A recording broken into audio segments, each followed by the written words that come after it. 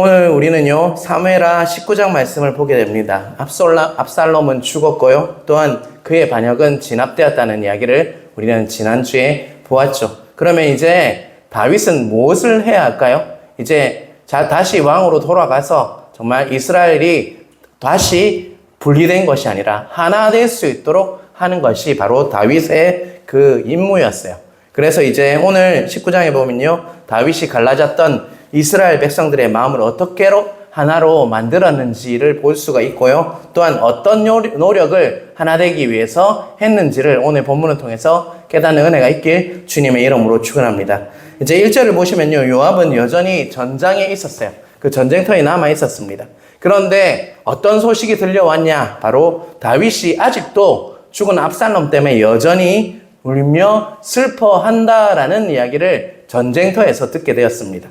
그리고 2절은요, 다윗이 압살롬의 죽음 때문에 슬퍼한다는 소식이요, 그 요압뿐만 아니라 그 전쟁터에 있는 모든 백성들에게, 그 군사들로 나갔던 백성들에게도 그 소식이 전해졌다는 것입니다. 다 전달되어서 이제 알고 있었어요. 승리를 했지만 지금 왕이 어떻게 하고 있다는 것입니까? 아직도 슬픔에 젖어 있다. 아들 때문에 슬퍼하고 있다. 그래서 울고 있다라는 소식을 전해 들었다는 것입니다. 그리고 3절 한번 띄워주시길 바랍니다. 같이 읽겠습니다. 그날에 백성들이 싸움에 쫓겨 부끄러워 도망같이 가만히 성읍으로 들어가니라.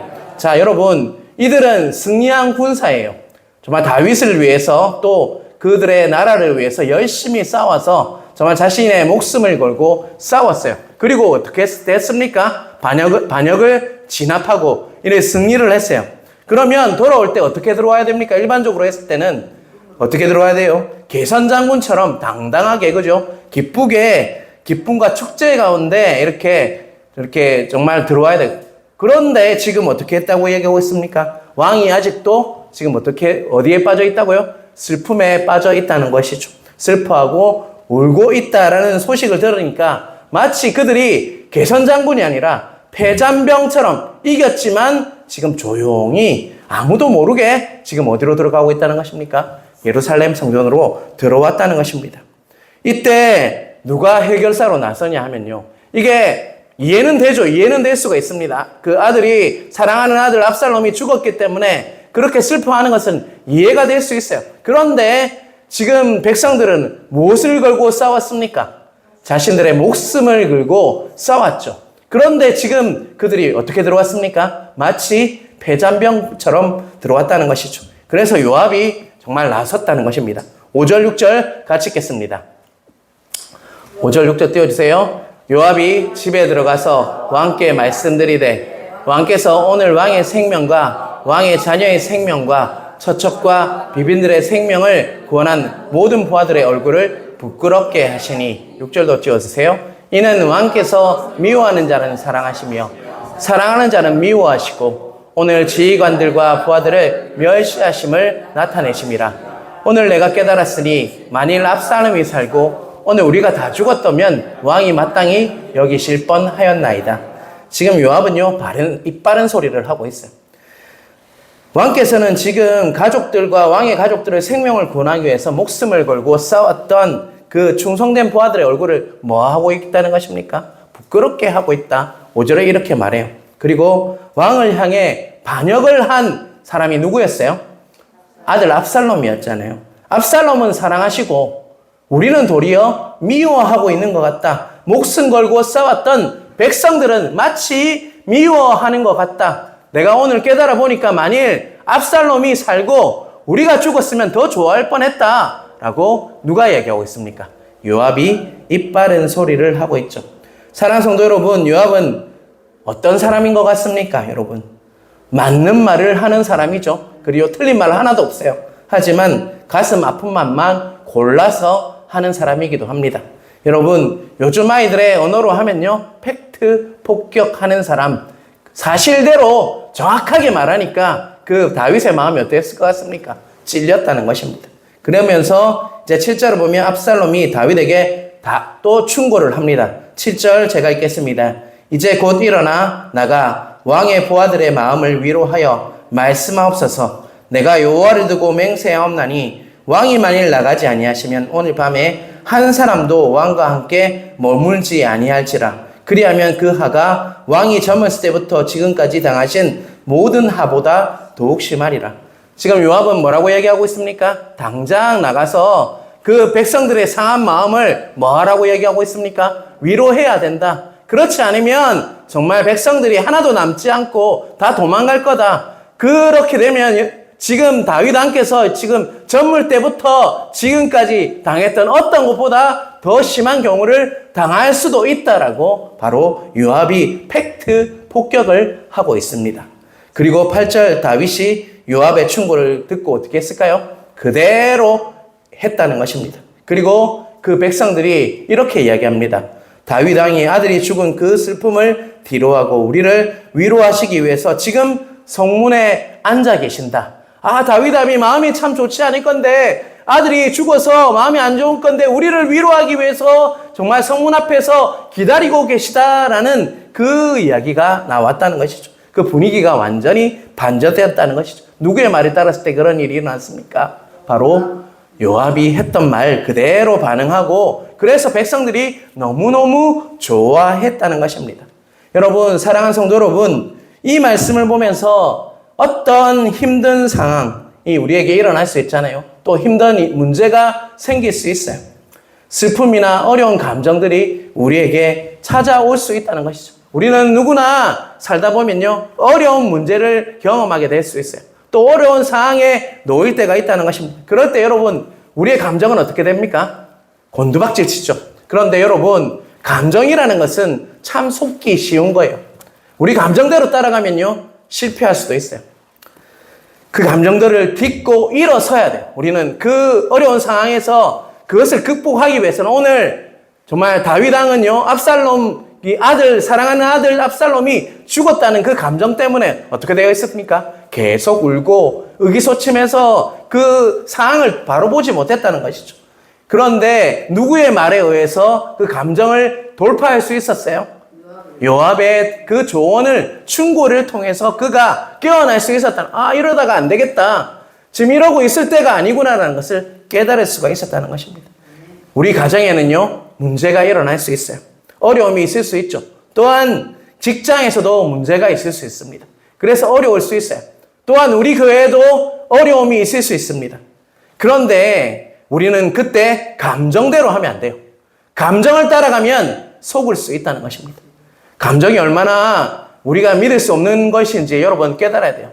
감정대로 하면요, 그르치기가 쉽습니다. 그런데 바로 그 감정을 일깨워줬던 사람이 누굽니까? 요압이었다는 것이죠. 그는 입 바른 소리를 했지만, 듣기 싫은 소리였지만 그 충고를 다윗이 그대로 따랐을 때 그 감정을 정말 딛고 일어나서 상황을 바로 볼 수가 있었다는 것입니다. 다윗 혼자는 할 수 없었어요. 바로 요압의 충고가 있었기 때문에 그는 감정을 딛고 일어나서 바로 볼 수 있는 그런 은혜가 있었다는 것입니다. 저는 이 말씀을 준비하면서 우리에게도 요압처럼 충고하시는 분이 있다는 것입니다. 항상 우리에게 때로는요, 따스하게 충고하세요. 또 때로는요, 매몰차게도 이야기하세요. 냉정하게, 정말 정확하게 이야기하실 때도 있어요. 그분은 충고하십니다. 그분은 카운셀러이자 또한 위로자이자 상담자이자 보혜사십니다. 그분이 누구신 것 같습니까? 내 안에 계신 바로 성령님이세요. 성령 하나님께서 나에게 말씀하신다는 것입니다. 지금도 나에게 감정이 아니라 너 상황과 환경을 그렇게 보면 안 돼 라고 말씀하시는 보혜사 성령님께서 우리의 삼위의 한 분이신 그분께서 우리 안에 거하시고 계시고 지금도 말씀하시는 진리의 영이시고 보혜사 되시는 그분이 오늘 우리에게 충고하십니다. 여러분, 우리의 생각이나 우리의 감정을 따를 때는요, 어찌 보면 실패하기 쉽습니다. 하지만 성령님께서 말씀하시는 것을 따를 때요, 우리는 바른 길로 제대로 판단하게 되고 바른 길로 갈 수 있음을 깨닫는 은혜가 있길 간절히 바랍니다. 늘 성령님과 친밀히 교제하시길 바랍니다. 성령님께 말씀을 거시길 바랍니다. 그분이 살아계시고 우리와 함께하고 계세요. 성령님이세요. 인격적인 분이에요. 그냥 하나님이라고 멀리 떨어져 있는 분이 아니라 내 안에 계셔서 늘 말씀하시는 진리의 영이세요. 그분의 음성을 들을 때 우리는 실패하지 않고 바로 감정을 딛고 일어날 수가 있다는 것입니다. 여러분, 감정 때문에 망할 때가 얼마나 많은지 모릅니다. 여러분, 그것을 돌파할 수 있는 힘은요, 성령님을 따를 때 정말 우리에게 승리가 주어짐을 깨닫는 은혜가 있길 간절히 바랍니다.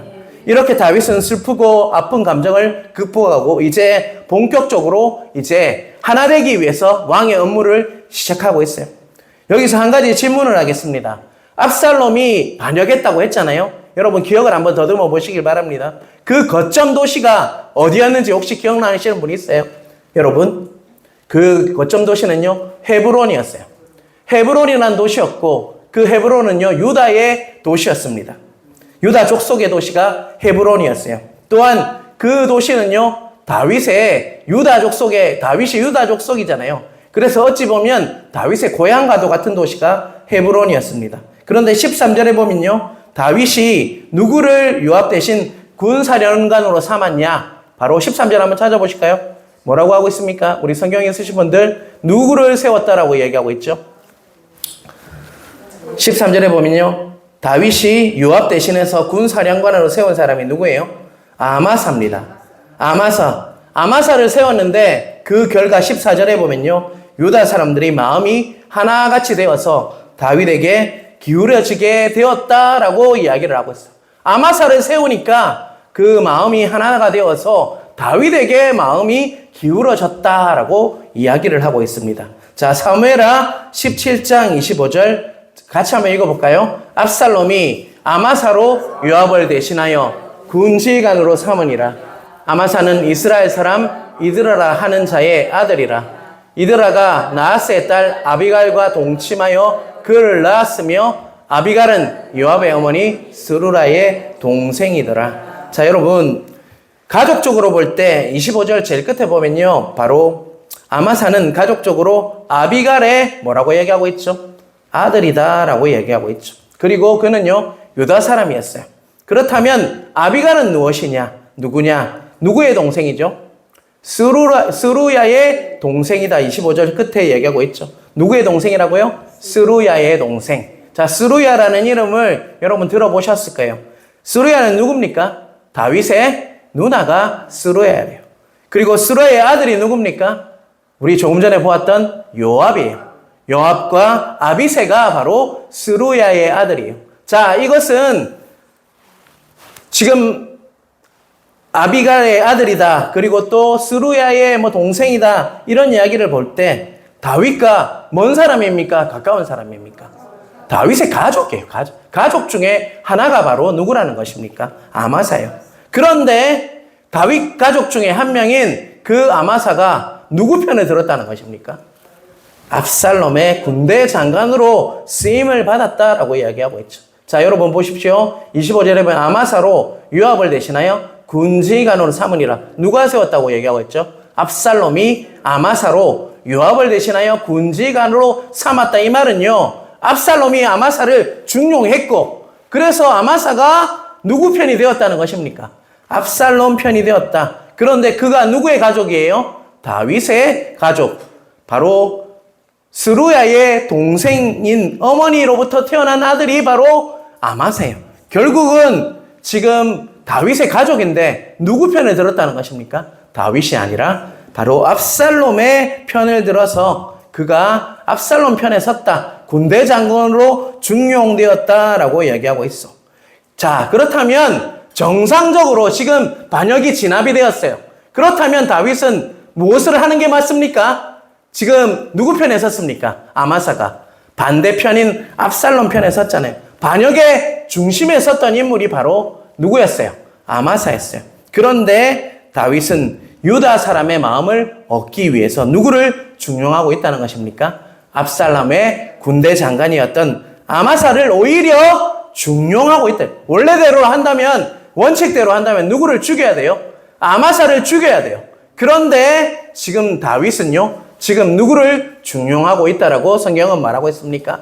바로 아마사를 정말 유대 사람의 마음을 하나 되게 하기 위해서 중용하고 있음을 오늘 본문은 우리에게 말씀하고 있죠. 그리고 16절부터 30절까지는요. 다윗이 비난할 때 다윗에게 큰 상처를 주었던 사람들이 하나하나 등장을 하고 있어요. 그 첫 번째 사람이 누구냐면요. 베냐민 사람 바로 시므이입니다. 16절을 보시면 베냐민 사람 게라의 아들 시므이가 급히 다윗 왕을 맞으러 내려왔다라고 얘기를 하고 있죠. 반역이 끝나고 나니까 시므이가 지금 누구를 맞이하러 왔다는 것입니까? 다윗을 맞이하러 왔다는 것이에요. 여러분 그런데 혹시 몇 주 전에 시므이가 어떤 인물인지 제가 이야기를 드렸는데요. 혹시 기억나십니까? 기억나시면 좋겠고요. 기억 안 나셔도 괜찮습니다. 다윗을 향해서 뭐라고 얘기했던 자냐면요. 피를 흘린 자여, 사악한 자여, 가거라. 사울 족속의 모든 피를 내게로 돌리셨도다. 뭐 한 사람입니까? 다윗을 칭찬했던 사람입니까? 저주했던 사람입니까? 온갖 독서를 다 퍼부었던 자가 바로 시므이였어요. 그런데 반란이 진압되고 나니까 제일 먼저 등장한 인물이 누굽니까? 시므이였다는 것이죠. 가장 먼저 베냐민 사람 1000명을 데리고 다윗을 이제 맞이하러 갔던 인물이 바로 시므이였다는 것입니다. 그리고 17절 중간에 보면 또 한 인물이 나와요. 시바라는 인간이 나오고 있죠. 왜냐하면 시바는 누구의 종입니까? 원래 무비보셋의 종이었어요. 그런데 속였던 거죠. 자, 무비보셋을 속여서 나귀를 가져와서 잘 보이는 것처럼 했던 자가 바로 시바라는 존재죠. 시바는 자신이 거짓말한 것이 있으니까 지금 이제 다윗이 가기 전에 무엇을 해야 돼요? 그 입막음을 하기 위해서 그와 함께 등장을 했다는 것입니다. 18절에 보면요. 다윗과 왕의 가족들이 요단강을 잘 건널 수 있도록 시므이와 시바가 뭐 했습니까? 바로 나룻배와 필요한 준비물을 갖추어서 다윗이 잘 건널 수 있도록 해 주었다라는 이야기가 우리에게 나오고 있죠. 자, 19절, 20절 다윗에게 사정을 합니다. 이 시므이가 뭐라고 하냐면요. 내가 이전에 왕이 예루살렘 떠날 때 왕한테 못된 말을 했던 것 마음에 두지 마십시오. 할 때는 언제고 지금 마음에 두지 말라라고 이야기해요. 내가 왕께 범죄한 줄 아오니 내가 먼저 내려와서 왕을 영접하러 이렇게 나왔습니다. 사랑하는 성도 여러분, 여러분이 만약에 다윗이라면요. 이러한 모습을 보면서 어떻게 대처했을 것 같아요? 정말 그때 요단강을 건널 때 다윗은 목숨이 위급했어요. 그럴 때 뭐라고 했습니까? 온갖 정말 저주를 퍼부으면서 이렇게 이야기했어요. 죽어라, 꺼져라. 막 이렇게 했던 자가 바로 누구였습니까? 시므이였어요. 그런데 이제 상황이 바뀌니까 지금 가장 먼저 나와서 온갖 필요한 것을 다 주면서 19절과 20절에 다윗을 보고 그때 했던 거는 내 마음 아니에요. 그냥 마음에 두지 마세요. 이러면서 이야기를 했다는 것이죠. 그리고 19절, 20절에 이 표현을 2번이나 하고 있어요. 내 주 왕이요. 이전에 뭐라고 얘기했습니까? 죽어라, 꺼져라 이렇게 얘기했던 사람이 이제 내 주 왕이요 라고 이렇게 표현하는 그런 사람이 있습니다. 여러분, 이러한 자를 뭐라고 부릅니까? 완전한 기회주의자라고 부르죠. 여러분, 어떻게 보면 우리가 가장 싫어하는 사람이 바로 이런 사람이죠. 겉과 속이 다른 사람을 말하죠. 이런 사람을 우리는요, 정말 경계해야 할 바로 그런 경계 대상 1인자가 바로 시므이 같은 사람이에요. 그런데 다윗은 22절 뒷부분 23절에 이렇게 말하고 있습니다. 같이 읽겠습니다. 22절 뒷부분과 23절 띄워주세요. 오늘 어찌하여 이스라엘 가운데서 사람을 죽이겠느냐? 내가 오늘 이스라엘의 왕이 된 것을 내가 알지 못하리요 하고 왕이 시므에게 이르되 내가 죽지 아니하리라 하고 그에게 맹세하리라. 자, 여러분, 지금 22절에 보면 2번 반복되고 있는 말이 있어요. 어떤 단어가 반복되고 있습니까? 이스라엘이라는 단어가 반복되고 있어요. 이미 답을 다 보여줬네요. 이스라엘이라는 말이 2번 반복되고 있다는 것입니다. 시므이가 나를 저주했지만 그는 누구냐? 어디 사람이라는 것입니까? 이스라엘 백성 중에 한 사람이다 라고 지금 다윗은 말하고 있는 거예요. 22절 끝에 보면요. 이스라엘 왕이 된 것을 내가 알지 못하리요. 이렇게 말하고 있는 것은요. 시므이가 비록 그때 나를 저주했지만 그 사람도 어디 사람이라는 것입니까? 이스라엘 백성 중에 하나고 나는 이스라엘의 왕이다. 나는 그에게 왕이다. 그리고 그는 내가 돌봐야 할 그런 이스라엘 백성이다 라고 이야기를 하고 있다는 것입니다. 자, 여러분, 다윗은 시므이의 잘못을 보고 있는 것이 아니에요. 무엇을 보고 있습니까? 그 사람 또한 이스라엘 백성이다. 하나님의 백성이다. 그리고 그 사람을 내가 돌보아야 하는 것이 나의 임무다. 나를 부르신 목적이다. 라고 이야기를 하고 있다는 것입니다. 그를 섬기고 돌봐야 할 자가 바로 나다라고 22절 끝부분은 나에게 말씀하고 있죠. 그리고 23절에 뭐라고 약속합니까? 내가 죽지 아니하리라. 너 죽이지 않을 거다. 그에게 맹세까지 했다는 것입니다. 우리가 신앙생활을 하다 보면요. 시므이처럼 우리의 마음을 뒤집어 놓는 사람도 있고요. 또한 시바처럼 어떤 기회를 사용해서 한 몫을 챙기려고 하는 기회주의자도 있어요. 앞으로 보게 되는데 무비보셋이 뒤에 나오거든요. 무비보셋은 어떻게 했습니까? 왕의 밥상에서 밥을 먹였던 자가 바로 무비보셋이었어요. 무비보셋은요, 다리를 저는 사람이었지만 또 정말 죽었던 정말 베냐민 족속의 마지막 그런 사람이었어요. 그런데 그를 불러서 어떻게 했습니까? 선대했어요. 정말 헤세드, 사랑으로 정말 그를 정말 감싸고 했는데 무비보셋이 어떻게 됐습니까? 결국 배신을 했는지 시바가 속여서 그렇게 되는지는 모르지만 결국 다윗의 마음을 아프게 했다는 것입니다. 다윗이 도망갈 때 무비보셋은 나오지 않았어요. 그랬듯이 우리에게도 신앙생활을 하다 보면 이런 사람이 우리에게 나타날 수 있다는 것이죠. 무비보셋처럼 정말 마음에 못을 박는 사람도 있을 수 있어요. 그럴 때 우리의 반응은 어떻게 해야 하냐? 22절 끝을 보시길 바랍니다. 정말 우리는 그 사람 또한 누구의 백성이라고요? 이스라엘의 백성. 이스라엘의 백성이란 말은 하나님의 백성이란 말이에요. 우리는 부들부들 떨면서 기회만 주어지면 한 칼에 그냥 기회가 주어지면 내가 복수해야지 라고 설 수가 있어요. 우리의 일반적인 반응이에요. 그게 아니라 이 사람도 하나님의 백성이 아니냐. 마치 다윗이 이스라엘의 백성이 아니냐. 나는 이스라엘의 왕이었다라고 고백했듯 그들은 누구냐. 그들 또한 하나님의 백성이다. 그들 또한 바로 하나님의 정말 보혈의 피가 흘러내리고 있고 성령님이 안에 계셔서 정말 하나님을 사모하고 하나님을 사랑한다라고 어떻게 해드신 그들 역시 하나님의 백성으로 살려고 무지 노력하는 자들이 바로 그러한 사람일지라도 하나님의 백성임을 인정하는 태도가요.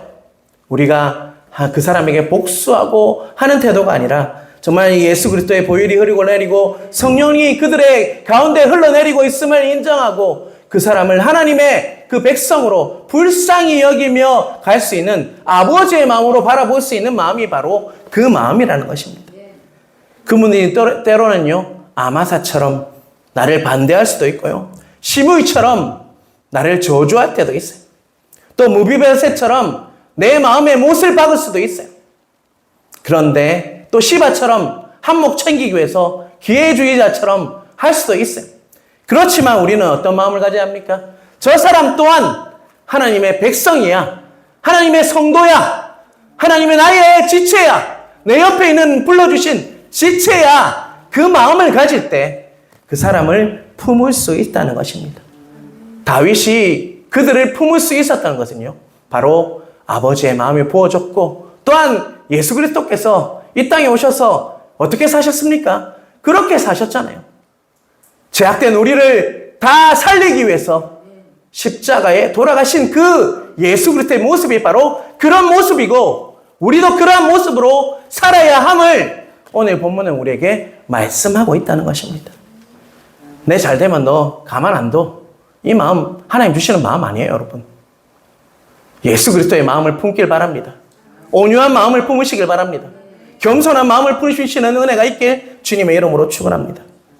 다윗은 그들을 품었고요. 그것이 아버지의 마음이었고 바로 예수 그리스도께서 이 땅에 오셨던 그 모습이고 우리는 예수 닮은 자로 살아가는 성도임을 깨닫는 은혜가 있길 주님의 이름으로 축원합니다.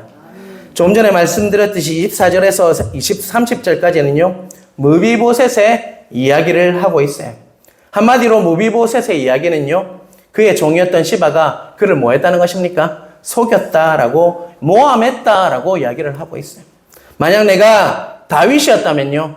무비보셋을 어떻게 했을 것 같습니까? 내가 만약 다윗이었다면 저는 무비보셋을 혼쭐 내줬을 거예요. 그런데 오늘 또 다윗은 어떻게 하는지 아십니까?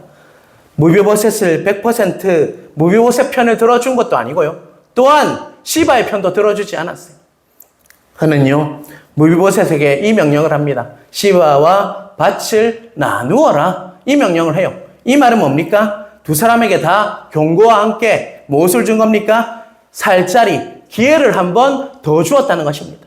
100% 무비보셋을 뭐라 했던 것도 아니고요. 또한 정말 시바의 편을 들어줬던 건 아니에요. 그냥 밭을 나누어 가져라 라고 하면서 시바에게도 기회를 주고 무비보셋에게도 기회를 주는 그런 하나됨을 위해서 바로 다윗이 이랬음을 보시는 은혜가 있길 주님의 이름으로 축원합니다. 그리고 마지막 31절에서 39절의 이야기는 누구에 대해서 이야기하고 있습니까?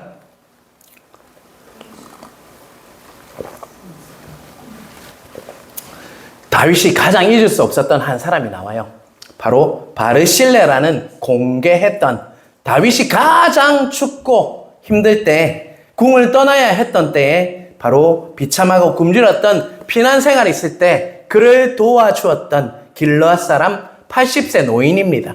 바로 바르실레는요 자신의 생명을 걸고 누구를 도와줬습니까? 다윗 왕을 도와줬다는 것이 압살롬에게 들키면 죽을 수도 있어요. 그런데 80세 바로 그 노인이었던 길르앗 사람 바르실레는요 위험을 무릅쓰고 왕과 일행을 공개 풍성히 먹이고 입혔다는 것입니다.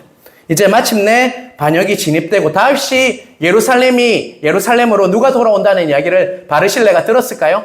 바로 다 바르실레가 들었다는 것이죠. 그는 왕을 배웅하기 위해서 요단강까지 뛰어왔어요. 그는 몇 살이라고요? 80세 노인이에요. 지금 80세하고 비교도 안 됩니다. 아주 많은 나이에 그 바르실레가 바로 다윗을 배웅하기 위해서 나왔다는 것이죠. 다윗은 그를 기억하고 있었어요. 자신이 가장 힘들 때, 아플 때, 마음이 정말 내려앉아 있을 때 그가 무엇을 해줬습니까? 자신의 목숨을 걸고 도와주었던 그 사람이 바로 누구였습니까? 바르실레였다는 것이죠. 그래서 이렇게 제안을 합니다. 나와 함께 예루살렘으로 가자. 내가 너를 극진히 대접하리라 라고 이야기를 하고 있어요. 결코 잊을 수가 없죠. 내가 가장 힘들 때 여러분 챙겨주고 도와주었던 사람은요 결코 잊을 수가 없어요. 그런데 바르실레는 어떤 대응을 합니까? 그 제안을 정중히 거절합니다. 그리고 이렇게 얘기해요. 내 나이가 벌써 80입니다. 좋은 음식의 맛도 아름다운 노랫소리도 즐길 수 없는 늙은 몸이 어찌 왕께 짐이 되겠습니까? 라고 이야기를 해요. 자, 일반적인 사람 같았으면 시구나 좋다. 그래 따라가자. 그렇게 했을 거예요. 그런데 가장 필요할 때 아낌없이 주었던 바르실레는요. 어떻게 합니까? 조용히 박수 칠 때 떠나고 있음을 우리에게 보여주고 있다는 것이죠. 여러분 바르실레의 삶은요. 우리가 어떻게 남을 섬겨야 하는지를 우리에게 가장 잘 보여주는 한 인물이라고 할 수 있습니다. 여러분 바르실레를 닮으시는 은혜가 여러분 위에 있길 간절히 바랍니다. 예수 그리스도께서 이 땅에 오셔서 그렇게 조용히 사셨어요. 정말 그분께서는 우리를 위해서 조용히 십자가에 정말 그냥 거절할 수도 있는 걸 조용히 자원해서 십자가에 못 박히시고 우리를 살려주시고 정말 조용히 박수 칠 때 떠났던 분이 또 누굽니까? 바로 예수 그리스도시잖아요. 사랑하는 성도 여러분, 한국교회의 가장 치명적인 아픔이 뭐냐면요. 하나됨을 지키지 못한다는 것에 있습니다. 교회마다 하나됨을 지키지 못해서 엉망진창입니다. 마태복음 5장 9절 제가 읽겠습니다. 화평하게 하는 자는 복이 있나니 그들이 하나님의 아들이라 일컬음을 받을 것임이요. 합평하게 하는 자는 복이 있고 그들을 뭐라고 부릅니까? 하나님의 아들이라 일컬음을 받을 것이다 라고 말씀하고 있어요. 하나님의 아들, 딸은 무엇을 하는 자입니까? 분리시키는 자입니까? 나누는 자입니까? 아니면 하나 되게 하는 자입니까, 여러분? 예수님께서 뭐라고 말씀하셨습니까? 팔복을 통해서 하나 되게 하는 자, 합평하게 하는 자가 바로 하나님의 아들, 딸이다 라고 분명히 말씀하고 있습니다. 여러분은 하나님의 자녀, 아들, 딸 맞으시죠? 그렇다면 어떻게 살으셔야 됩니까? 분리시키는 삶을 사셔야 됩니까? 아니면 하나 되는 삶을 살아야 합니까? 옆에 있는 지체를 사랑해야 됩니까? 아니면 미워하고 시기해야 합니까? 사랑해야죠. 그것이 우리를 부르신 목적임을 깨닫는 은혜가 있길 간절히 바랍니다. 지금 이 시대에 가장 필요한 자는요, 화평하게 하는 자, 피스 메이커입니다. 그러한 자를 부르시고 계시고 그 피스 메이커가 많은 교회는요, 화평을 이루고 하나님의 딸과 같은 정말 은혜로 임하는 은혜가 있다는 것입니다. 교회 공동체를 이렇게 신앙생활을 하다 보면요, 코드가 맞지 않고 아마사, 시무이, 시바, 무비버셋처럼 고통을 주는 사람들이 반드시 있기 마련입니다. 그런데 그들도 누구라고요? 바로 이스라엘의 백성, 하나님의 백성임을 깨닫는 은혜가 있길 간절히 바랍니다. 그리고 특별히 바르실레의 모습을 따라가시는 은혜가 있길 주님의 이름으로 축원합니다. 우리가 사랑하고 섬기되 사람으로부터 보상을 받기 위해서 그런 기도하는 마음 버리세요. 진짜 섬기는 것은요, 아무도 몰라도 정말 하나님은 다 아시지 라고 하면서 섬기는 모습이 정말 바르실레의 모습이었고, 그는 박수 칠 때 그 다윗에게 짐이 되지 않게 하기 위해서 떠났다라고 분명히 말씀을 하고 있습니다. 바로 하나님께서 원하시는 화평하게 하는 자, 바르실레와 같은 자가 이 정말 어두운 세상에, 정말 말세지 아래 우리 교회에, 또 다른 한국 교회에 그런 자들이 넘칠 때 정말 한국 교회가 더욱더 연합하여서 하나 되는 은혜가 있다는 것을 깨닫는 은혜가 있길 간절히 바랍니다. 그래야 우리가 속한 하양중앙교회가요, 하나됨과 의와 평강과 희락이 임해서 정말 성령님이 역사하시는 교회, 정말 하나 되어서 성숙되어 가는 올해표처럼 함께 지어져 가는 교회가 될 수 있음을 깨닫는 은혜가 여러분 위에 임하길 주님의 이름으로 축원합니다.